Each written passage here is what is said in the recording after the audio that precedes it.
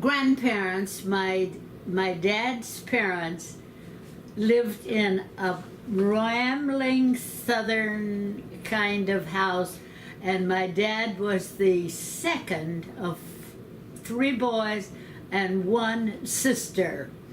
The sister became later, as we will mention, my Aunt Kelly, who was my caretaker. But going back, when my parents married, my maternal grandparents lived in the house just on the hill. So when my father and mother were married, my mother was from the next little town up the I.C. Railroad, and they were put in my maternal grandmother's home because at that point they had married, and my maternal grandmother had decided that it was time for her to leave the house. So when my parents married, they were put into that house, and that's where the only house I ever lived in was that house. Suffice it to say, it is dear to my soul. And there is a long story about the house, which I don't think you want right now, but I'd like to tell you about it. And maybe later if you have questions. But I still have the house. You can tell us about it now. We would love to hear about it. Well, of course, when I grew up, I went away to the next little town, Brookhaven, Mississippi, to Whitworth College.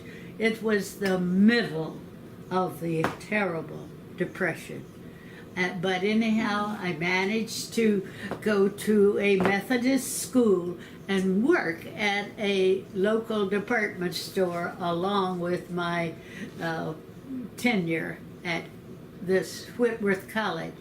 And having done that, the house that I lived in all of my life fell to new owners. My father decided it was the Depression and that he should sell my house, move down to the house that he was born in, and that's how it changed hands. It was sold to the McCraneys. The McCraneys' major dad, a long time ago in TV, grew up in my house. But the house then was sold to a cousin, and the cousin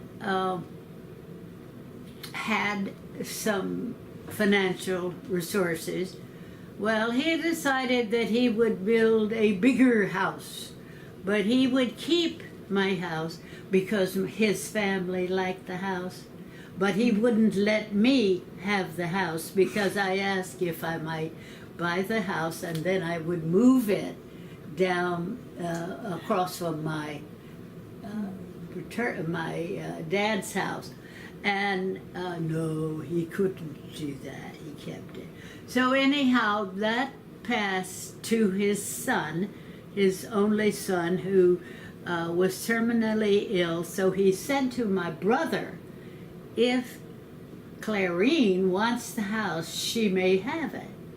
So he gave me the house. First, I determined if it might be moved, because the owners of the property were going to keep the other house. Yes, the house could be moved. So the back part, which was the older part of the house, was torn away. The front porch was torn away. And the center of this house, which was a living room, 3 bedrooms, and a bath. I emphasize a bath because you didn't have a lot of baths in those days. But it was moved down the hill and restored. I added to the house as a replica of the original part that had been torn away. It had been a big stone fireplace, kitchen, sitting area with a dining room. Well, we restored that with the porch going off of that. The new front porch, I now visit my house, which I hope to do tomorrow.